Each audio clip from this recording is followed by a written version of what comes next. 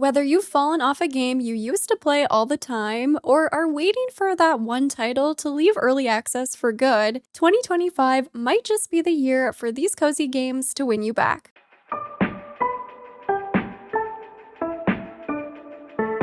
Hello friends, Sarah Sunstone here, and welcome back to Cherry on Top, the show where I count down curated theme collections of standout games. In this episode, we're taking a look at 10 cozy games that want you back in 2025. Whether they initially released into early access or just fizzled out over time, these titles are planning big things this year to recapture players' interests. But will it be enough? If you enjoy this series, please go ahead and shine the lovely like button and make sure you're subscribed with your notifications on to stay in the loop. Otherwise, without any further ado, let's get right into it. Coming in at number 10 is Cozy Caravan, a wholesome journey where the arts of crafting, trading, and exploration come together in a beautifully cozy world. Cozy Caravan released into early access via Steam on May 16th of 2024. The world feels so wholesome, everything is super cute, and one of my favorite things about the game is that it has this sort of currency of kindness, which you collect by helping characters around the world and brightening their days with something as simple as a little wave. I also really enjoyed unlocking new recipes to cook, helping out the townsfolk, and just exploring the map at my own pace. However, unfortunately, for me, the laid-back gameplay became a little too laid-back quite early in my experience with it. I just ran out of stuff to do super early on. Some of the quests started to feel repetitive, and I just had no real reason to go back to it after only 6 or so hours into the game. However, the team has been pushing very frequent updates since its release, keeping in mind that many of these updates do simply offer small bits of new content, like new outfits, new playable animal characters, and other cosmetics, with a primary focus being on polish, bug fixes, and implementing player feedback. So important stuff. Now, I did return to the game after the team added an all-new region to the map, Cotton Bluff Cove, which was really lovely. However, once again, I feel that I quickly exhausted most of the new content, and as such, I would personally prefer to now wait until we have a complete game to enjoy all that it has to offer, simply so I don't burn out before we reach the finish line. I personally feel that the game has a super solid foundation and a great concept going. The only thing I think it's missing is refinement of some of their mechanics and additional content. If the team does have some big plans up their sleeve, this could definitely be the year that Cozy Caravan wins me back, but only time will tell. Next at number 9 is Enshrouded, a survival, crafting, and action RPG that has been incredibly successful and even gained popularity within the cozy community because of its amazing building system, plus the farming, foraging, and animal ranching features. Enshrouded released into early access via Steam on January 24th of 2024, and this is hands down the best early access game I have ever experienced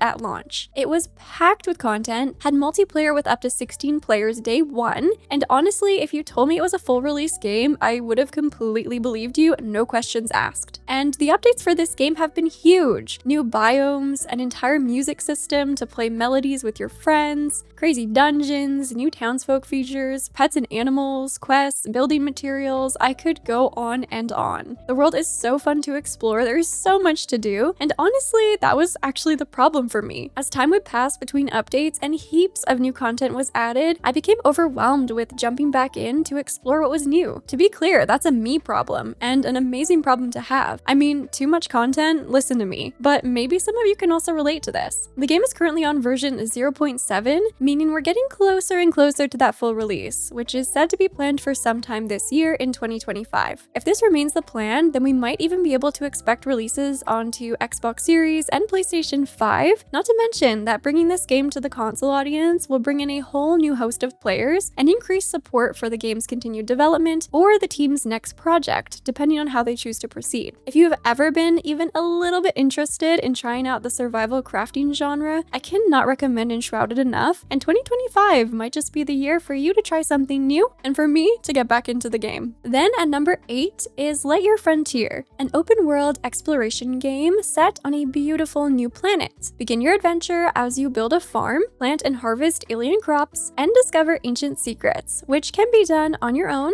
or with friends in 4-player co-op. The game released into early access via Steam and Xbox on March 19th of 2024, and it was pretty well received, especially with how beautiful the stylized world is, and it's super fun to discover all these different alien flora and fauna. Since launch, the team has also added plenty of quality of life features, new furniture and decorations, new NPC neighbors, an animal care system, and more. To be completely honest, while I loved so much about the game, it lost me as a long-term player with its first-person perspective for the Exo Farmer, which is your player character. In Lightyear Frontier, you were able to play via third person when using the mech. However, I still felt I couldn't enjoy the game to its fullest with that first-person Exo Farmer mode. The great news is that quite recently, the team has added third-person mode to the Exo Farmer, as it was highly requested, so now you never have to be in first-person mode if you so choose. And this is exactly what I said the game needed to get me back, so 2025 will be the year for me to see if that's truly what was missing for me.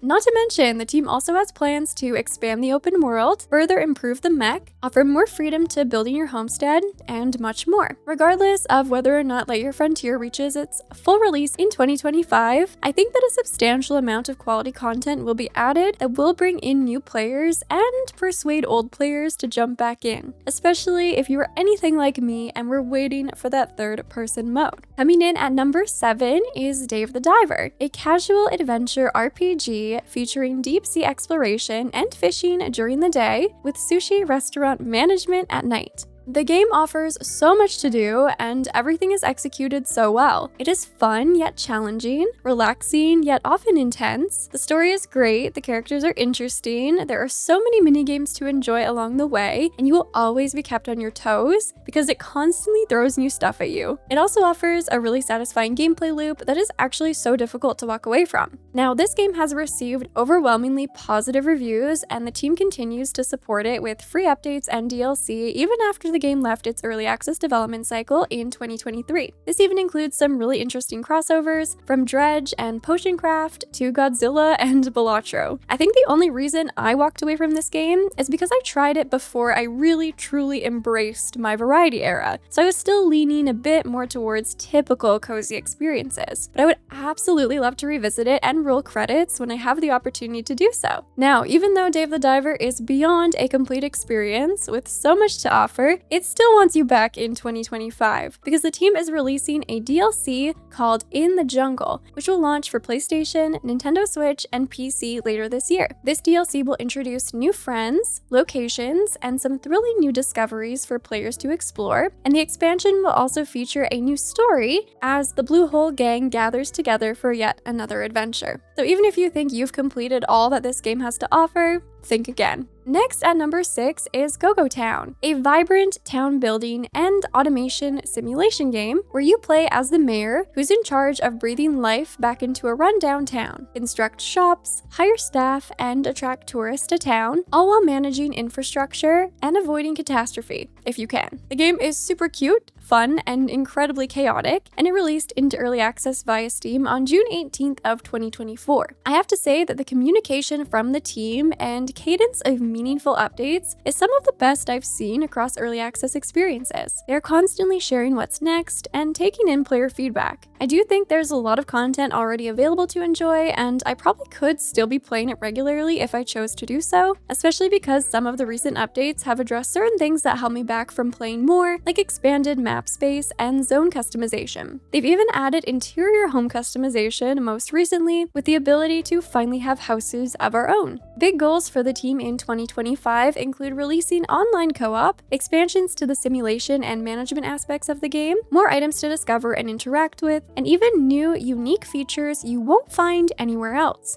which is quite the claim to make. The team has shared a roadmap for the year ahead, so when all is said and done, it looks like this will be yet another feature-rich game to enjoy. I think with how chaotic the gameplay itself can be, in a good way, I'd like to wait until the content is more finalized to really dive in, so I can get a better grasp on its systems without adding the element of things constantly changing to the mix, if that makes sense. But 2025 will no doubt be a big year for Go-Go Town, and I'm sure the game will see many new and returning players with each and every wave of new content added added. Then at number 5 is Roots of Pacha, a farming and life simulation game set in the Stone Age. You can even enjoy the game in co-op with friends or explore the early days of civilization in single-player mode. Now this game is complete and is another title that offers tons of content, much of which presents a unique spin on classic mechanics, mostly connected to the time period when the game is set. For example, you'll start out with primitive tools like a hand axe that you'll use for clearing debris and fishing, and over time you'll actually have to come up with ideas with your tribe to innovate and expand your skills, like developing irrigation systems on your farm and figuring out that if you play music, you can befriend animals. This offers such a unique and fun sense of discovery, with everything feeling new yet familiar. However, with so many farming sim games on the market, releasing often around the same times, it's inevitable that some might just get overlooked, and I feel that Roots of Pacha just might have fallen into this trap. I personally missed out on fully immersing myself in Roots of Pacha because another certain farming sim that we'll talk about later on this list consumed all of my attention instead. Anyway, not all hope is lost because Roots of Pacha has big plans to capture the interests of new and returning players in 2025 with a major 1.3 update. This will involve a cast of new characters, 2 new biomes, a new cave system, new festivals, animals, plant variations, line fishing, minigames, cutscenes, quests, and more. So tons of new things being added to an already feature-rich game. Could 2025 be the year that we finally get into Roots of Pacha, or will it continue to be put off for another year? Coming in at number 4 is Towers of Aghasba, the ambitious open-world sandbox adventure filled with majestic creatures and quirky characters. In this title, players are tasked with nurturing withered lands to turn them into vibrant ecosystems with unique outcomes for each player.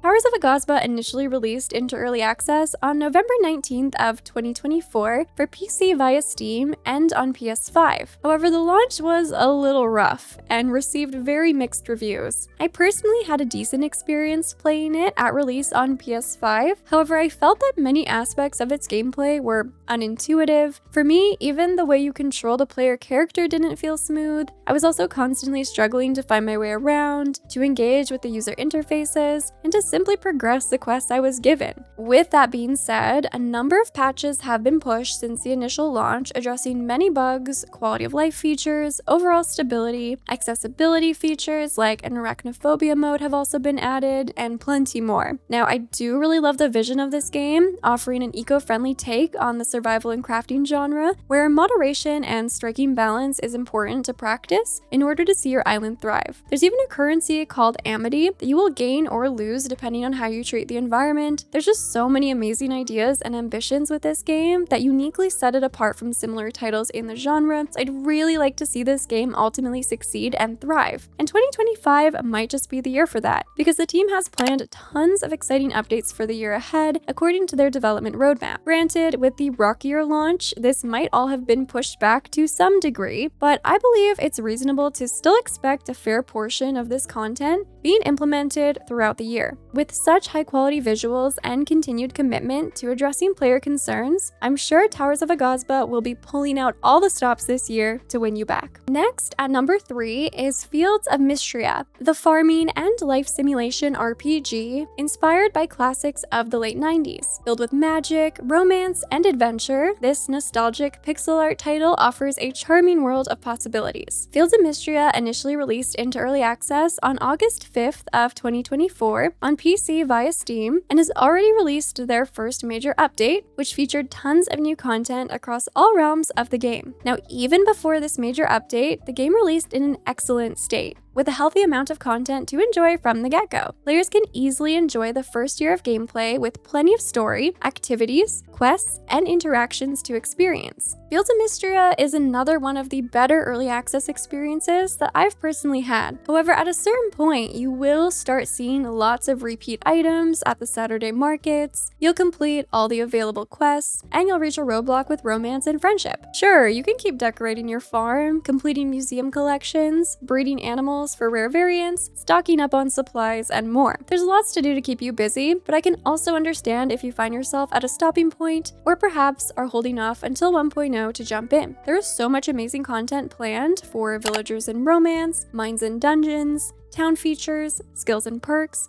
customization, cosmetics, and more. We can definitely expect some significant updates to the game this year in 2025, and according to the team's initial statement, their plans are for the game to leave early access after approximately 1 year. So it'll be interesting to see if this remains true. If so, we could actually potentially see Fields of Mistria's full release this year, which will definitely get me back to the game. But what about you? Then at number 2 is Coral Island, the vibrant and laid-back reimagined farming simulation game inspired by the beautiful landscapes, culture, and folklore of Indonesia, and of course, very well known for its incredibly charming cast of characters. Coral Island initially released into early access on October 11th of 2022, with its 1.0 launch following 1 year later on November 14th of 2023. However, this release seemed a little rushed, with not all content expected by many players being included in the 1.0 version. However, worry not, if you're looking to get into Coral Island, it's a perfect time, because the major 1.1 update that released in July of last year packed the game with tons, and I mean tons, of new content and offered a conclusion to the main story. But Coral Island isn't finished yet. We still have at least 2 major updates on the horizon for the game, with 1.2 up next, which will introduce full-featured multiplayer, along with some other bells and whistles, like new outfits for some of the NPCs, and even a Merfolk festival. Although we don't yet know exactly when this update will ship, I think it would be safe to expect it sometime in the first half of 2025, based on the fact that they are actively playtesting multiplayer features with the community. I definitely think that this update could bring so many new players to the game this year, and bring many old players back to enjoy it in a new way with others. Coral Island is available on PC via Steam, Xbox Series, and PS5, with future plans to come to the Nintendo Switch. If this ends up being the year when the highly anticipated Switch release comes to fruition, then 2025 will definitely be Coral Island's year. And finally, coming in at number 1 as the cherry on top of today's list is Pacha. Pacha is a cozy life simulation MMO that originally released into open beta free-to-play on August 10th of 2023. I think when the game initially launched into beta, so many of the bugs and issues were given a pass by players because it was early. However, almost 2 years later, many aspects of the game are still in a fairly broken state, mostly when it comes to multiplayer features, at least based on my personal experience. And this is extremely frustrating when trying to connect with our friends and communities, but can't even find our way to the same server, and are lucky if the party features work without some kind of a catch. For a game that's marketed as an MMO, or massively multiplayer online game at its core, it just feels unacceptable for the multiplayer features to be so broken for the better part of the last 17 months. Now let me be perfectly clear, I have a lot of love for Pacha. I believe in its vision, I love what it offers in terms of flexible, precise design mechanics, the ability to connect with others in such a wholesome way, the world's lore and its story, the way the relationship mechanics are designed, there's just so much good in this game, and I've played countless hours of it on the channel with many of you, but that's exactly why I am also becoming more critical of it. It's because I want to see it succeed. I want to see it become more polished and enjoyable for everyone. And I just feel like as time has passed, many players are becoming less tolerant of the negatives, like punishing RNG, bugs and quality issues, and premium item-focused content updates. Now, don't get me wrong, I also understand that the game has to make money somewhere, but when the majority of new content players get with each update tends to be paid cosmetic items, meanwhile the base game isn't even sorted out, it just feels a little frustrating. While I am voicing many of my concerns and frustrations that have accumulated over the years, I still have hope. And that brings us to 2025, the year ahead, with the introduction of a brand new adventure zone, the Elderwood. This new area is set to offer an expansive, gorgeous, and potentially somewhat devious new zone that will challenge players' conceptions of flow, the Majiri, and the role humans play in the world of Pacha. It will introduce new mainline quests, gameplay elements, and many hours of adventures for you and your friends to enjoy. And this new zone is expected to ship sometime in early 2025, although we don't yet know exactly when. And I will be completely real with you all, this Elderwoods update will be make or break for myself personally, in terms of if I choose to continue playing Pacha. And with the love I have for it in my heart and all the joy it has brought to our community, I really hope it shows up for us, addressing players' most voiced issues and revitalizing the game. In my opinion, Pacha has the most work to do to win me back by far, which is exactly why it has earned its place here on today's list. Well, there you have it, friends. Those were 10 cozy games that want you back in 2025. Let me know down in the comments which of these games you'll be keeping an eye on this year, which ones you'd maybe like to try out for the very first time, or maybe which one you are still playing regularly.